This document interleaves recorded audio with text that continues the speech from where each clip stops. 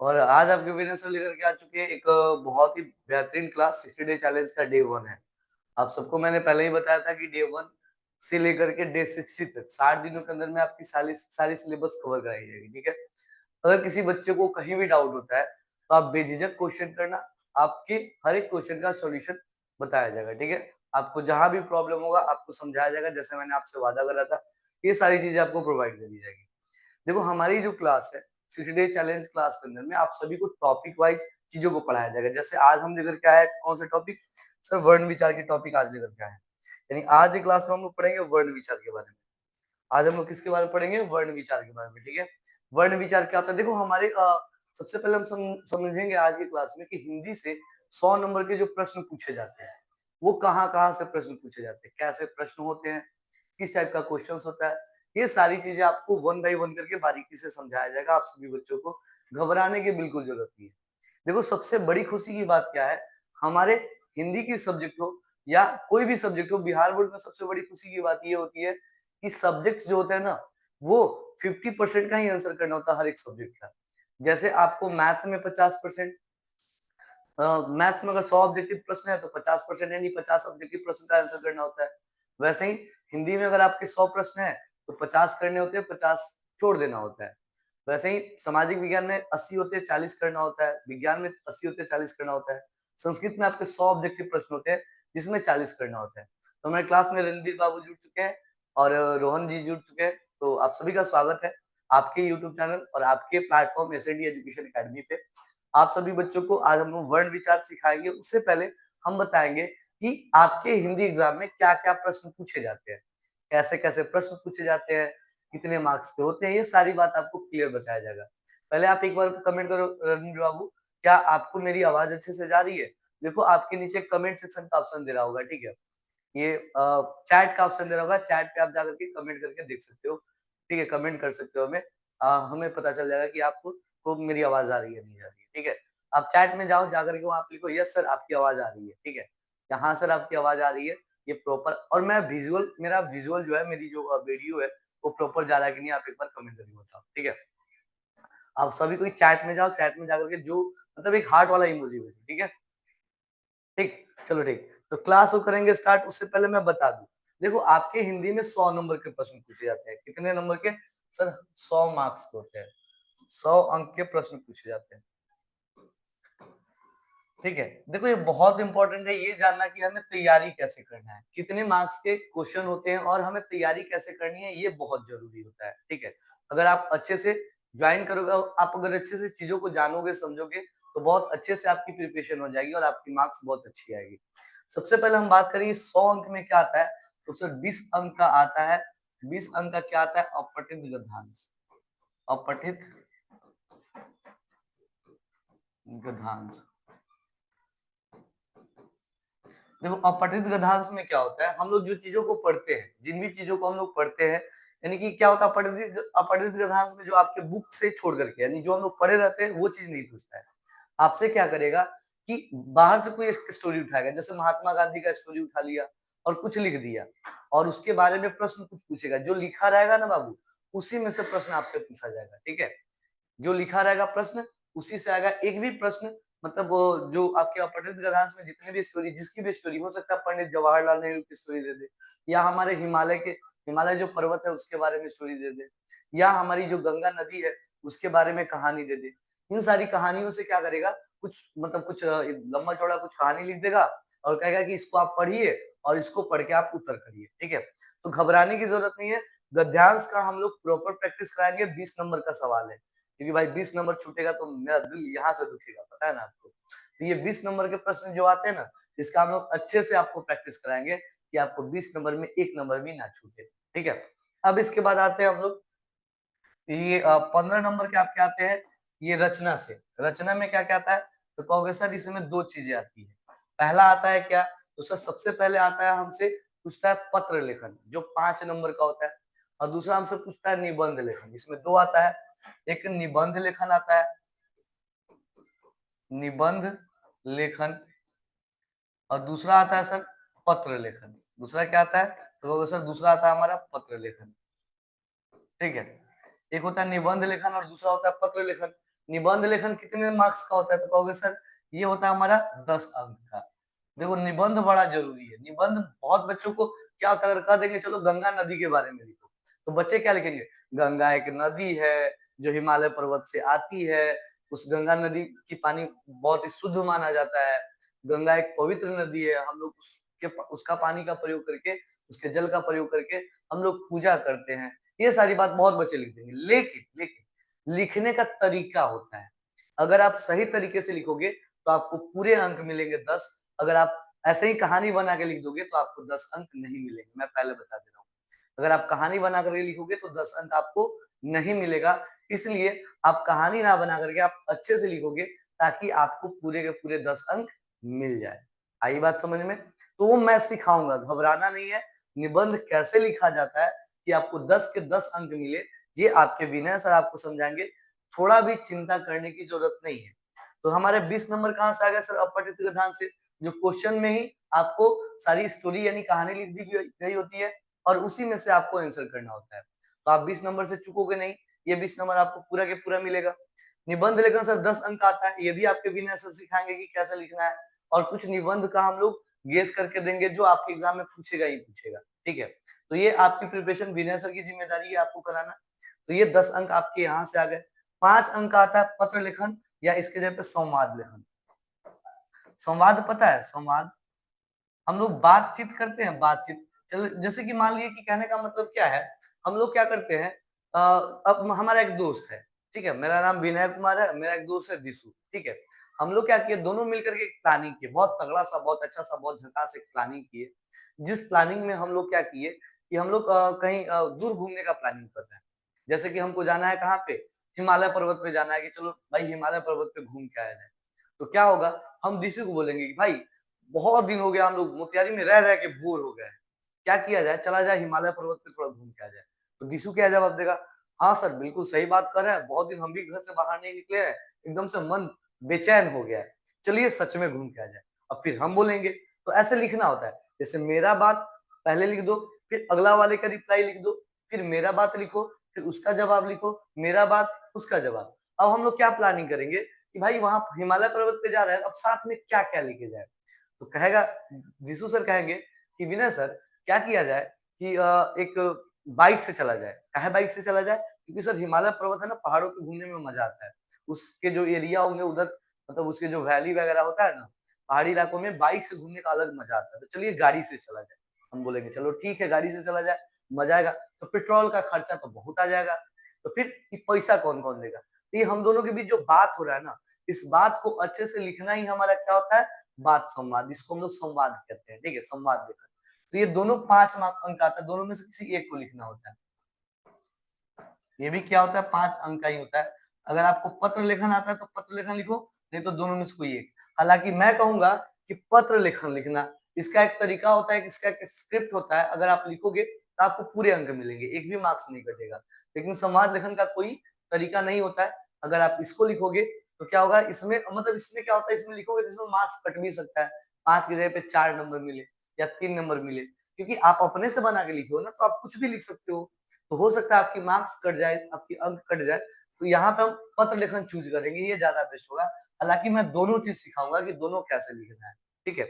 इसके बाद हमारे आ जाते हैं 35 नंबर के, ये हो गए। अब इसके बाद हमारे आ जाते हैं सर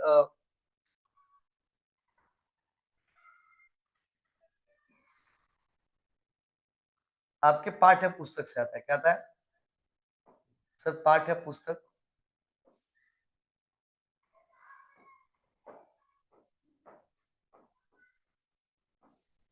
सर ये 40 अंक का होता है। कितने का होता है सर? ये 40 अंक का होता है, ठीक है। पाठ्य पुस्तक पुस्तक कितने अंक का होता है सर? ये जी ये 40 अंक का होता है। अब इस 40 अंक में क्या पूछता है, वहां भी जाते हैं यहाँ पे हमारा। 1 मिनट रुक जाओ तुम लोग, 1 मिनट रुक जाओ।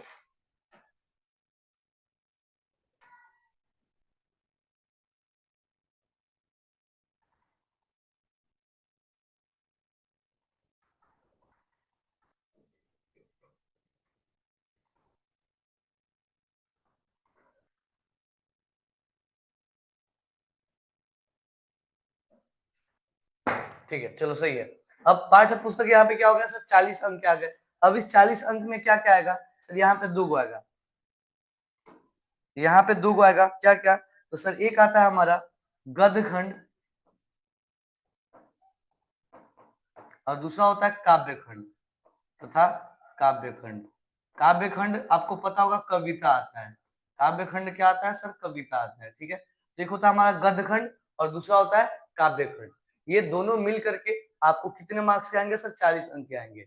दोनों मिल करके कितने आएंगे सर, 40 अंक के आते हैं। यहाँ गद्यखंड और काव्यखंड, इसमें आपसे कहानियां पूछी जाएगी, ठीक है। और साथ ही साथ उससे सब्जेक्टिव और ऑब्जेक्टिव दोनों तरह के प्रश्न पूछे जाते हैं, दोनों तरह के प्रश्न पूछे जाएंगे आपसे, ठीक है। तो ये हमारा कितना होता है सर, ये हमारा 40 अंक का होता है गद्यखंड और काव्यखंड। इसके बाद हमें पढ़ना क्या होता है सर, इसके अलावा हमारा जो पूरक बुक होता है वर्णिका, जिसको हम लोग कहते हैं, वर्णिका जो होता है सर, ये 10 अंक का पूछता है। कितने का पूछता है सर, ये 10 अंक का पूछता है। इसके बाद हमारा व्याकरण जो होता है सर, वो हमारा 15 अंक का पूछता है।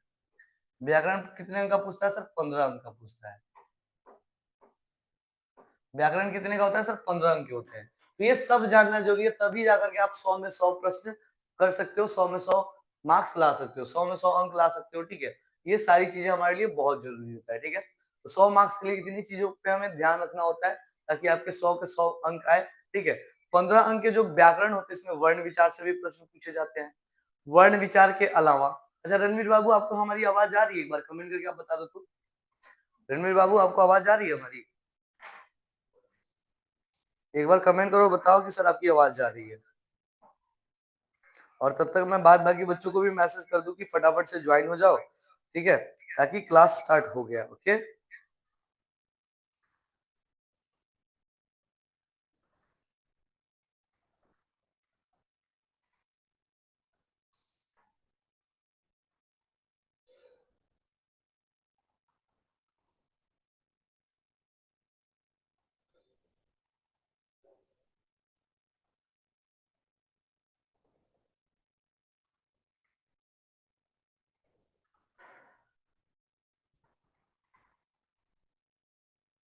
1 मिनट रुक जाओ।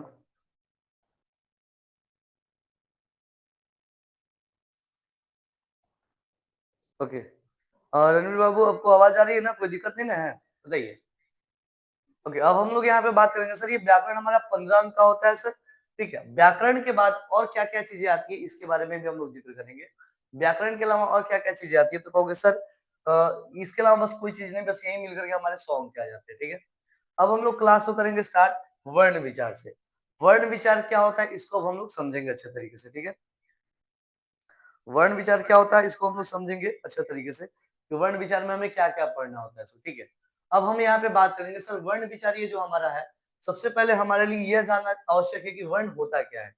देखो वर्ण क्या होता है बाबू, ये जानना बहुत जरूरी है। वर्ण आप लोग क्लास 1 2 3 से पढ़ते आ रहे हुए कि सर जो हमारी वर्ण होती है ना, जो हमारी वर्ण होती है वो क्या होता है, जो हमारा वर्ण होता है वो हमारे भाषा की सबसे छोटी इकाई होती है, जिसको हम तोड़ नहीं सकते, जिसको हम विखंडित नहीं कर सकते हैं, ठीक है। जिसको हम तोड़ नहीं सकते, विखंडित नहीं कर सकते, ये कहा गया है। लेकिन सच बताए तो हमारे वर्ण में जो आते हैं, हमारे व्यंजन वर्ण, उसको तोड़ा जा सकता है। जैसे क का मतलब क्या होता है, क जोड़ अ, क जोड़ अ, ठीक है। ये मिलकर के हमारा क्या होता है सर, ये मिलकर के हमारा होता है सर क, ठीक है। तो इसको तोड़ा जा सकता है, क्योंकि हर एक व्यंजन वर्ण को बोलने के लिए स्वर का उच्चारण जरूर होता है, स्वर उसके साथ मिल जाता है। लेकिन हम लोग इसी को अपना डेफिनेशन मानते हैं, यानी परिभाषा मानते हैं, ठीक है। वर्णों को भी अक्षर कहते हैं, वर्ण जो होते हैं उसी को हम लोग क्या कहते हैं, अक्षर कहते हैं। अक्षर यानी क ख ग, जो हिंदी में पढ़ते हैं ना, क ख ग घ अ आ हर्ष ई दीर्घ ई, ये सब के सब क्या होते हैं, सब के सब वर्ण होते हैं। आ रही क्लास समझ में, एक बार कमेंट करके बताओ मुझे। क्लास समझ आ रही है तो एक बार कमेंट करो, यस सर आपकी क्लास समझ आ रही है। और अगर नहीं समझ में आ रहा हो तो आप लोग बोलो, आपके विनय सर है ना, आपको अच्छे से समझाएंगे, घबराने की बिल्कुल जरूरत नहीं है, ठीक है। अगर आपको जहां लगे कि सर हमको ये चीज समझ नहीं आया, आप तुरंत आप हमें बताओ, मैं आपको तुरंत बताऊंगा कि इसको कैसे करते हैं इसको, ठीक है। अब यहाँ पे ध्यान देंगे, वर्णों का प्रयोग बोलने या लिखने वाली ध्वनि के चिन्हों के रूप में होता है। यानी वर्ण का प्रयोग जो बोलने और लिखने वाली ध्वनि होती है ना, यानी कहने का मतलब हम लोग क बोल रहे हैं, क बोलते हैं ना, क से कबूतर बोलते हैं हम लोग, क से कबूतर। तो क से कबूतर जो हम लोग बोलते हैं, तो कबूतर में क्या क्या आ रहा है, तो सर क आ रहा है, ब आ रहा है, उ की मात्रा है, त आ रहा है, फिर आ रहा है। कबूतर में क्या क्या आ रहा है सर? कबूतर अगर हम लिखते हैं, ठीक है, तो कबूतर में क्या है सर, हमारा क आ गया, क्या आ गया, क आ गया, ब आ गया, उ की मात्रा आ गया, त आ गया, र आ गया। तो ये सब के सब क्या है सर, सबके सब वर्ण है। इन सब के प्रयोग से ही हम लोग बोल पाते हैं चीजों को, लिख पाते हैं चीजों को, ठीक है। तो ये सब के सब क्या है सर, सबके सब हमारा वर्ण है। अब आगे बात करें, वर्णों का प्रयोग बोलने या लिखने वाली ध्वनि के चिन्हों के रूप में होता है। कई वर्णों को मिलाकर एक शब्द बनता था। वर्ण भाषा की सबसे छोटी इकाई है, इसके और अधिक टुकड़े नहीं किए जा सकते हैं।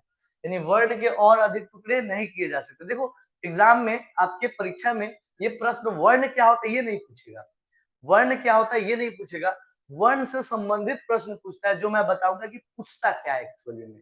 और आज की क्लास में हम लोग चीजों को समझेंगे, और कल की क्लास में पता है क्या करेंगे? कल की क्लास में हम लोग इसका ऑब्जेक्टिव प्रश्न करेंगे, ठीक है।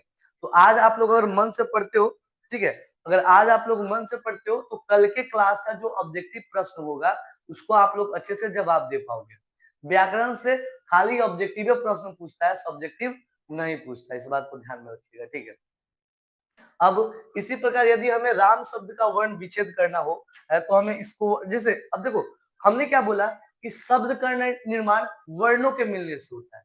शब्द का निर्माण वर्णों के मिलने से होता है। जैसे नमन, नमन एक शब्द है सर, किसी बच्चे का नाम होता है ना, नमन। तो ये किस किस वर्ण के मिलने से बना हुआ है? तो सर न जुड़, म जुड़, न, इन तीनों के मिलने से बना है। लेकिन इसका और वर्ण विच्छेद करेंगे, इसका और वर्ण विच्छेद करेंगे, तो सर न आधा होता है जोड़ अ, फिर म आधा होता है जोड़ अ, फिर उसके बाद में न आधा होता है सर, फिर जोड़ अ, यानी कि नमन। यानी कहने का मतलब ये इसका वर्ण विच्छेद हुआ। क्या हुआ? वर्ण विच्छेद और संधि विच्छेद, ये हम दोनों सिखाएंगे, दोनों अलग अलग होता है। वर्ण विच्छेद में वर्णों को अलग किया जाता है। वर्ण विच्छेद में किसको अलग किया जाता है सर? वर्ण विच्छेद में वर्णों को अलग किया जाता है, ठीक है। ओके, एक मिनट रुक जाए, कॉल आ रहा था, मैं पिक कर लू इसको। देन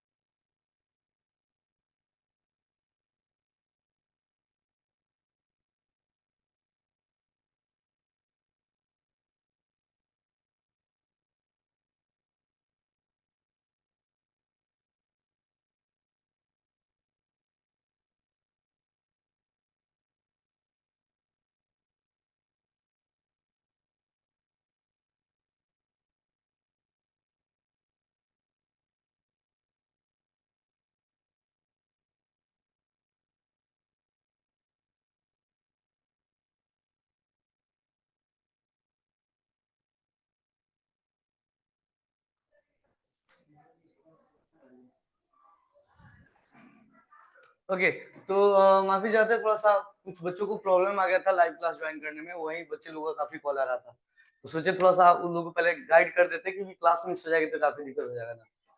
तो बाकी बच्चों को गाइड कर दिया गया, बाकी बच्चे तुरंत ज्वाइन करेंगे लाइव सेशन, घबराने की जरूरत नहीं है।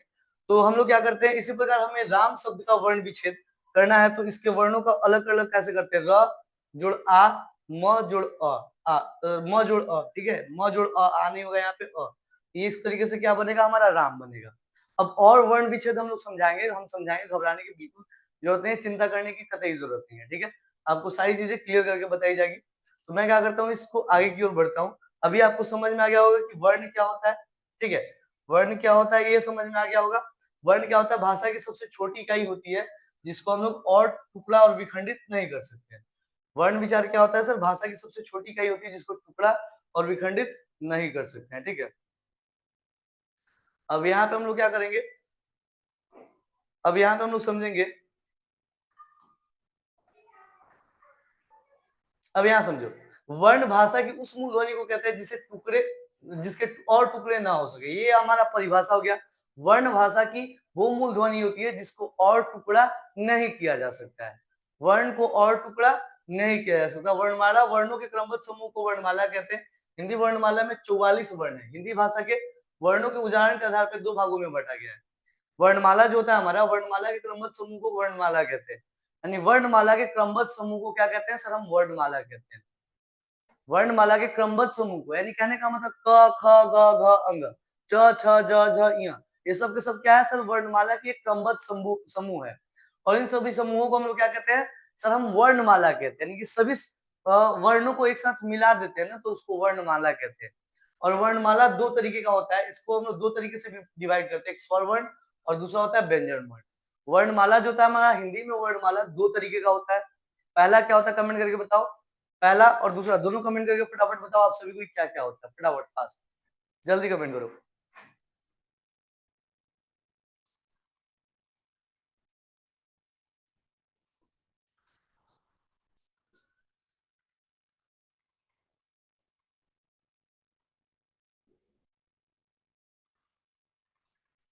ठीक है, जल्दी आप लोग कमेंट करो, बताओ क्या होता है फटाफट। रणवीर बाबू कमेंट करिए और बताइए क्या होता है। स्वर, व्यंजन वर्ण, अरे बहुत बढ़िया, बहुत बढ़िया, बहुत अच्छा। देखो वर्णमाला के दो भाग होते हैं, स्वर वर्ण और व्यंजन वर्ण। अब यहीं पे हम लोग यहाँ पे एक ग्राफ करके बताया कि वर्णमाला के दो भेद होते हैं, स्वर वर्ण और व्यंजन वर्ण। अब दोनों को हम लोग बारीकी बारीकी से समझेंगे कि होता क्या है, ठीक है। दोनों को हम लोग बारीकी से समझेंगे ये होता क्या है, घबराना नहीं है। अभी पहला क्लास है, बहुत सारे बच्चों को थोड़ा सा ज्वाइन करने में दिक्कत हो रहा है, घबराने की कतई जरूरत नहीं है। हमारी क्लास एक दो दिन थोड़ा सा समस्या होगा, एक दो दिन के बाद से सभी बच्चे हम लोग हमसे जुड़ना स्टार्ट कर देंगे, ठीक है। ओके, अब यहाँ पे बात करें सर वर्णों के भेद, तो जैसे मैंने बोला सबसे पहला स्वर होता है, दूसरा क्या होता है सर, व्यंजन होता है।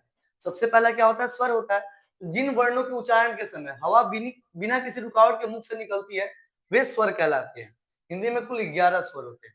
समझो यहाँ पे, जिन वर्णों के उच्चारण में हवा बिना किसी रुकावट से निकलती है, अ बोलते वक्त हवा रुकेगा, तुमको सोचो हवा निकल गया, बात खत्म। जैसे अ बोलेगे ना आप मुंह के आगे हाथ कर लो, हवा ऑटोमेटिकली निकलता हुआ नजर आएगा। आ, ई, उ, ठीक है, फिर उ, फिर उ, ए ओ, अंग, अ। यानी कि हमारा क्या होता है, स्वर वर्ण में कभी भी किसी और की जरूरत नहीं पड़ती है। और हमारे एक और बच्चे आ चुके हैं क्लास में, क्या हाल खबर, एक और बच्चा कौन आ गया है क्लास में, मैं बता रहा हूँ, एक मिनट जो, अच्छा हाँ चलिए, हमारे रंजू देवी नाम से एक आईडी से ज्वाइन हो गया है, thank you so much for joining the live session. और देखो यहाँ पे हम लोग समझेंगे स्वर वर्ण जो होते हैं ना, इनके टोटल कितने उच्चारण स्थान, टोटल मतलब 11 स्वर होते हैं। और इनको जब हम उच्चारण करते हैं तो हवा बिना किसी रुकावट के आती है, ठीक है। अंग और अ जो है वो अनुनासिक और विसर्ग में चला जाता है। इसके अलावा क्या क्या आता है सर, देखो मैं बता रहा हूँ, ये स्वर वर्ण है, क्या है सर, स्वर वर्ण है। और इसकी जो मात्रा है सर, सिंपल ऐसे डैश ये होता है, ये भी क्या है सर, ये भी हमारा स्वर वर्ण है। और इसकी मात्रा क्या होता है, आकार। जैसे हम लोग क में अगर आ जोड़ दे तो क्या बन जाएगा सर, का बन जाएगा, क्या बन जाएगा, का होता है, ठीक है। तो क में आ जोड़ दिए तो क्या बन गया सर, का हो गया, ठीक है। वैसे ही अगर हम ख में आ जोड़ देंगे तो क्या बन जाएगा, खा। क्या हो जाएगा, खा हो जाएगा ये, ठीक है। तो ये जो आ की मात्रा होती है वो क्या होता है सर, आकार होता है। आ की मात्रा क्या होता है सर, आकार होता है। अब आगे की ओर हम लोग बात करते हैं, अगला क्या है, यहाँ हम समझेंगे सर ई, इसको छोटी ई बोलते हैं हम लोग, छोटी ई बोलते हैं। छोटी ई की मात्रा यानी हर्स्व ई की मात्रा बोलते हैं। हर्स्व यानी छोटी, हर्स्व मतलब छोटी, दीर्घ मतलब बड़ी, ठीक है। हर्स्व ई या दीर्घ वी, तो हर्ष का मतलब क्या होता है सर, छोटी, और दीर्घ का मतलब क्या होता है सर, बड़ी। इसको हर्ष ई बोलते हैं। क्या बोलते हैं बाबू, हर्ष ई, हर्ष ई। क्या बोलेंगे एक बार कमेंट करके बताओ तो जरा, हर्ष ई बोलते हैं इसको। क्या बोलते हैं एक बार सभी कोई कमेंट करके बताओ, क्या बोलते हैं इसको, हर्ष ई। तो ये क्या हो गया सर, हर्ष ई, हर्ष ई हो गया। इसको क्या बोलते हैं सर, इसको दीर्घ ई बोलते हैं। क्या बोलते हैं बाबू, दीर्घ ई। क्या बोलते हैं, दीर्घ ई। तो दीर्घ ई की मात्रा हो गया। ये सर हमारा हो गया ऊ, ऊ। तो सर ये हमारा ऊ की मात्रा हो गया। ये हो गया हमारा दीर्घ ऊ। तो ये हमारा हो गया सर दीर्घ ऊ की मात्रा। और ये हमारा री हो गया सर, री की मात्रा ये होता है, री की मात्रा ऐसे ऐसे खींच दिया। तो जैसे जैसे कहने का मतलब क्या है सर, क जोड़ री,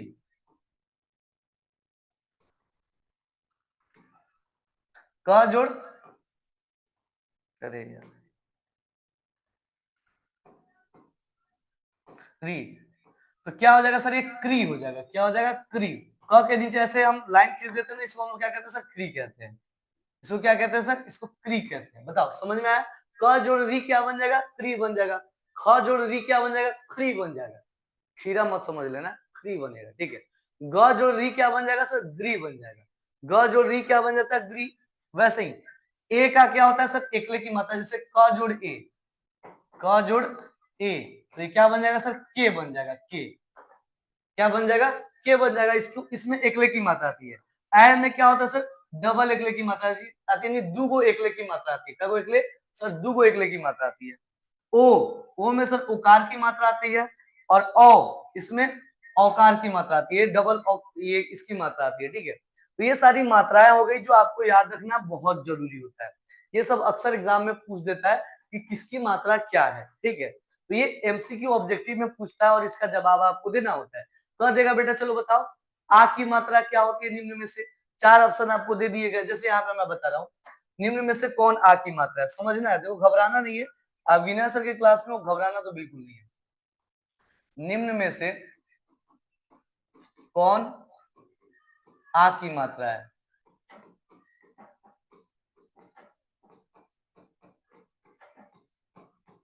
निम्न में से कौन आ की मात्रा है। क का ऑप्शन हम कर देते हैं यहाँ पे सर, यहाँ पे हम कर देते हैं क्या, ये दूसरा। ख में हम कर देते हैं, ग में कर देते हैं सर ऐसे आकार, और घ में कर देते हैं सर ऐसे एकले। तो बताओ इसमें चारों में से कौन सही आंसर है, फटाफट आप लोग कमेंट करके बताओ, चारों में से सही जवाब कौन है, फटाफट कमेंट करो, फटाफट कमेंट करो। देखो बाबू थोड़ा सा पीलापन आ रहा होगा बोर्ड पे, घबराने की जरूरत नहीं है। ऊपर में जो लाइट है ना, पीला वाला लाइट है, इसको हम लोग आज चेंज कर देते हैं, इसकी जगह पे व्हाइट वाला लाइट लगा देते हैं। तो कल से आपको लाइट बहुत क्रिस्टल क्लियर दिखेगा, घबराना बिल्कुल नहीं, ठीक है। बताओ ये क के लिए क्या होगा सर, हर्ष ई, सॉरी क में ऑप्शन दिया हर्ष ई का, ये दीर्घ ई का, ये आकार का, और ये एकले का। बताओ कौन सही है इसमें, फटाफट कमेंट करके बताओ सही कौन है। रणवीर बाबू कमेंट करिए, रणवीर बाबू कमेंट करिए तो इसमें कौन आंसर होगा फटाफट।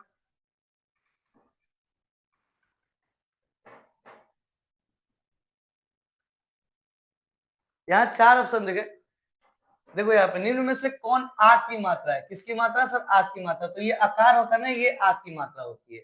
ये आकार होता है, ये क्या होता है सर, आ की मात्रा होती है। आया समझ में। तो ऐसे आपसे प्रश्न पूछे जाएंगे ऑब्जेक्टिव में, एग्जाम में, तो घबराना नहीं है। प्रश्न पूछे जाएंगे और आपको बरोबर जवाब देना है, ठीक है।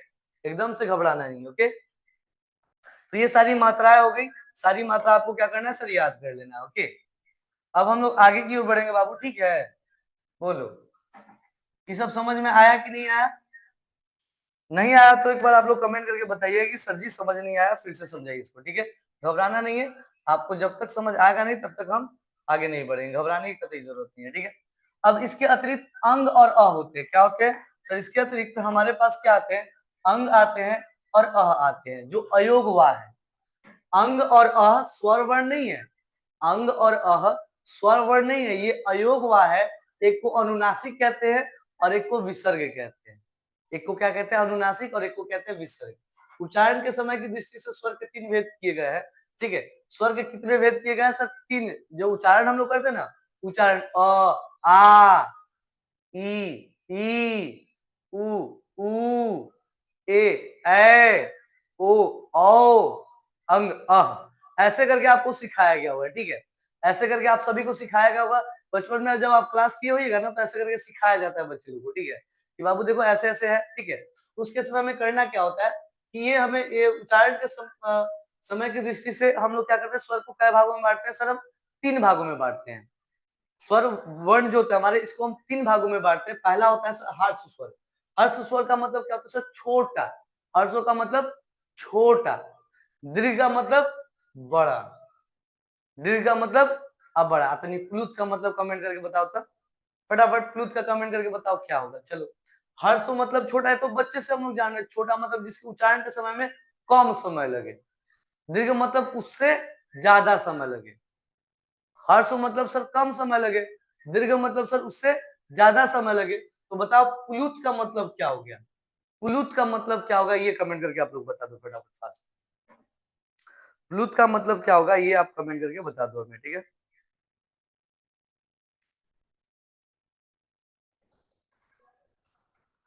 हाँ रमेश, छोटा नंबर बाबा। वो छोटा कहने का मतलब क्या हुआ? कम समय लगे।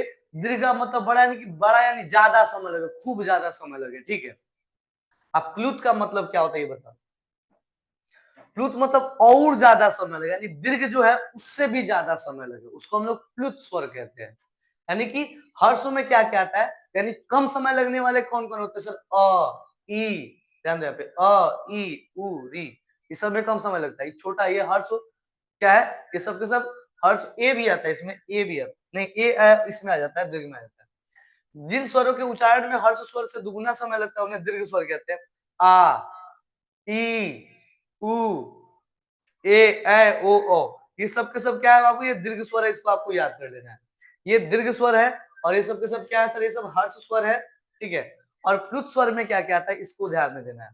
देखो, दीर्घ का मतलब जो ज्यादा समय ले, हर्ष से जो हर्ष स्वर जो होते हैं ना हमारे, उससे ज्यादा समय ले, उसको हम लोग दीर्घ कहते हैं। अब कहोगे सर इसके उच्चारण में कहाँ पता चल रहा है, कहोगे ना। तुम खुद सोचो तो, आ, किसमें ज्यादा समय लग रहा है? अ में ज्यादा समय लग रहा है या आ में? अ में कम समय लग रहा है ना। तो जब अ में कम समय लग रहा है, मतलब अ हमारा क्या है सर? हर्ष स्वर है। और आ में ज्यादा समय लग रहा है, तो आ हमारा क्या है सर? दीर्घ स्वर है। अ हमारा हर्ष स्वर है, आ हमारा दीर्घ स्वर है। आई बात समझ में?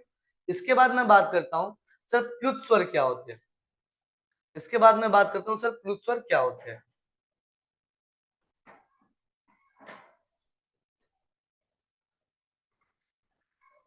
इसके बाद मैं बता रहा हूं आप सभी को प्लुत स्वर क्या होते हैं।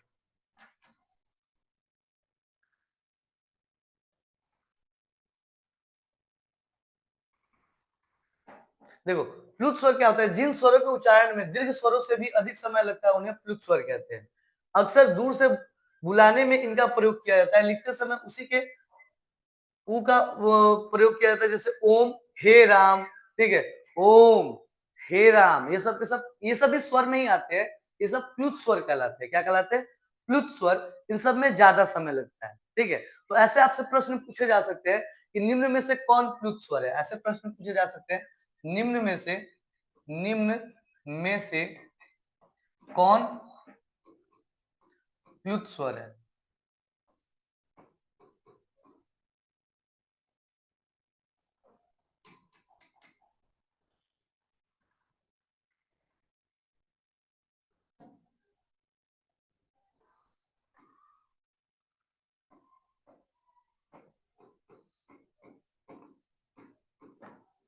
निम्न में से कौन प्लुत स्वर है? तो अब मैं ऑप्शन आपको दे देगा क्या सर? तो मैं ऑप्शन आपको दे दे रहा है यहाँ पे, अ, ख में ऑप्शन कर दे रहे हैं यहाँ पे ए, ग में ऑप्शन कर दे रहे हैं ओम, और घ में कर दे रहे हैं यहाँ पे अंग। अब बताओ, अब बताओ इन चारों में से कौन है जो हमारा प्लुत स्वर है? आप कमेंट करके फटाफट बताओ। क ख ग घ चारों में से कौन सही है रणवीर बाबू?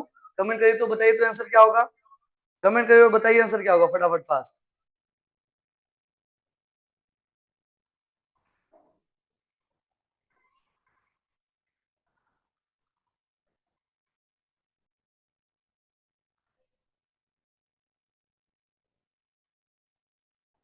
ओके रणवीर बाबू कमेंट करिए ग नंबर का, चलो ठीक है इस बार ग नंबर, बहुत बढ़िया। ग नंबर हमारा एकदम करेक्ट है बाबू। ओम, ओम हमारा क्या होगा, ये प्लुत स्वर है। ओम हमारा क्या होगा सर, प्लुत स्वर है, एकदम सही जा रहे हो। अगला, वर्णों के भेद में दूसरा भेद होता है सर हमारा व्यंजन। ये व्यंजन बड़ा महत्वपूर्ण है। ये व्यंजन क्या है बाबू, बहुत ही ज्यादा महत्वपूर्ण है। व्यंजन क्या कहते हैं, व्यंजन वे वर्ण जिनका उच्चारण करते समय स्वरों की सहायता लेनी पड़ती है उन्हें व्यंजन कहते हैं। यानी जिसके उच्चारण के समय स्वर की सहायता लेनी पड़ती है उसको क्या कहते हैं सर, व्यंजन कहते हैं। अब कहने का मतलब सोचो सर, क आप बोलो ना, क में क की मात्रा आ रही है ना, क जोड़ क होता है, तो क बोलते वक्त की मात्रा आ जा रही है, ठीक है। क बोलते वक्त क्या हो जा रहा है बाबू, तो सर क बोलते वक्त की मात्रा आ जा रही है, तो क हमारा क्या है सर, हमारा क जो है वो हमारा व्यंजन वर्ण है। ख बोलते वक्त भी की मात्रा आती है, तो ये जो भी वर्ण होते हैं ना हमारे व्यंजन वर्ण, क जोड़ ये मिलके बनेगा सर क। ख जो होता है ना हमारा ख, तो सर ख जोड़ मिलके क्या बनता है सर ख। तो इन सब में हमें किसकी सहायता लेनी पड़ती है, स्वर वर्ण की सहायता लेनी पड़ती है। तो ये सब हमारे क्या होते हैं, ये सर हम ये सब के सब हमारे व्यंजन वर्ण होते हैं। ये सब के सब क्या होते हैं बाबू, व्यंजन वर्ण होते हैं। वे वर्ण जिनका उच्चारण करते समय स्वर की सहायता लेनी पड़ती है उसे कौन सा वर्ण कहते हैं हम लोग, व्यंजन वर्ण कहते हैं। आई बात समझ में, तो बोलो यस सर आ गया समझ में, फटाफट कमेंट करो सबको।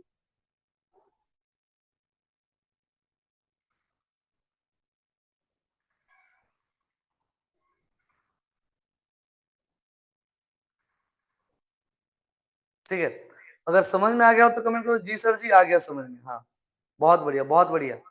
चलो अब देखो यहाँ पे हम लोग आगे की ओर हम लोग बढ़ते हैं, आगे की ओर बढ़ेंगे तो समझेंगे हम लोग ये व्यंजन वर्ण जो होते हैं, जिसको मैंने अभी आपको समझाया।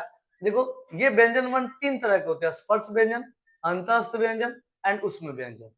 स्पर्श व्यंजन, अंतःस्थ व्यंजन और उष्म व्यंजन। व्यंजन तीन तरीके का होता है, कितने तरीके का होता है कहोगे सर, तीन तरीके के हमारे व्यंजन होते हैं, स्पर्श व्यंजन, अंतःस्थ व्यंजन और उसके बाद होता है आपका उष्म व्यंजन। अब ये स्पर्श व्यंजन क्या होता है, इन्हें पांच वर्गों में रखा गया है। हर पांच हर वर्ग में पांच व्यंजन है, हर वर्ण का नाम वर्ग के पहले वर्ण के नाम पर रखा गया है। जैसे कि देखो स्पर्श व्यंजन को हम लोग पांच वर्गों में बांटते हैं, कौन कौन वर्ग, तो सर क वर्ग। क वर्ग में क्या कहता है सर, क ख ग घ अंग, ये सब कहाँ आते हैं सर, ये सब के सब हमारे क वर्ग में आते हैं। सबके सब कहाँ आते हैं बाबू, कहोगे सर हमारे क वर्ग में आते हैं। ओके, सबके सब कहाँ आते हैं सर, क वर्ग में आते हैं। उसके बाद में च छ ज झ य, ये सब किसमें आते हैं सर, च वर्ग में आते हैं। उसके बाद ट ठ ड ढ अ, ये सब कहाँ आते हैं सर, ये ट वर्ग में आते हैं। वैसे ही त थ द ध न, ये सब कहाँ आते हैं सर, त वर्ग में आते हैं। अब प वर्ग में क्या आएगा, तनी कमेंट करके बताओ तो सबके सब, प वर्ग में क्या आएगा, आप सभी कोई कमेंट करके बता दो फास्ट। प वर्ग में क्या आएगा, आप लोग कमेंट करके बता दो हमें, प वर्ग में क्या आएगा। चलो रणवीर बाबू कमेंट कीजिए।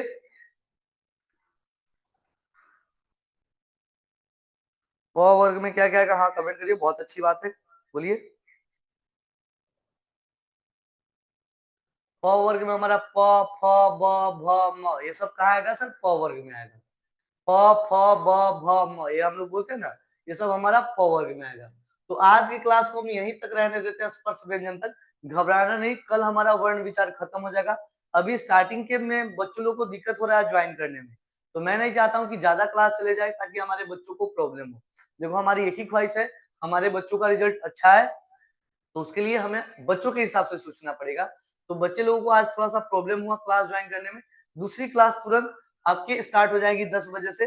तब तक मैं बाद बाकी बच्चों से बात कर ले रहा हूँ कि क्या समस्या आ रही है, और उन सबको मैं बता दे रहा हूँ कि कैसे ज्वाइन करना है। ठीक है, घबराना नहीं है, आप लोग थोड़ा सा इंतजार करो, थोड़ा सा धैर्य रखो, आप सभी की क्लास ज्वाइन होगी। और माफी चाहते हैं आज के लिए कि बहुत सारे बच्चे हमारे क्लास नहीं ज्वाइन कर पाए, क्योंकि गाइड करने वाला मैं ही हूँ और पढ़ाने वाला मैं ही हूँ, और बच्चे कॉल तो कर पा रहे हैं, मैसेज कर पा रहे हैं, बट रिप्लाई नहीं हो पा रही है, जिसकी वजह से बच्चे ज्वाइन नहीं कर पा रहे। तो आज के लिए इतना ही। Thank you so much, love you and Jai Hind आप सभी को। मिलेंगे आपके विनय सर फिर कल आपको हिंदी के क्लास में वर्ण विचार का अगला हिस्सा लेकर के। और मैं क्या सोच रहा था, हिंदी की टाइमिंग सुबह 7 से 8 रखने की। क्या आप सभी कोई 7 से 8 क्लास करने में सक्षम हो? कोई दिक्कत नहीं ना है? 7 से 8 क्लास करने में सक्षम हो आप सभी कोई? एक बार कमेंट करके आप सभी को बता दो, ठीक है? ओके, तो आज की क्लास को भी हम लोग यहीं पे एंड करते हैं। Thank you and Jai Hind आप सभी को।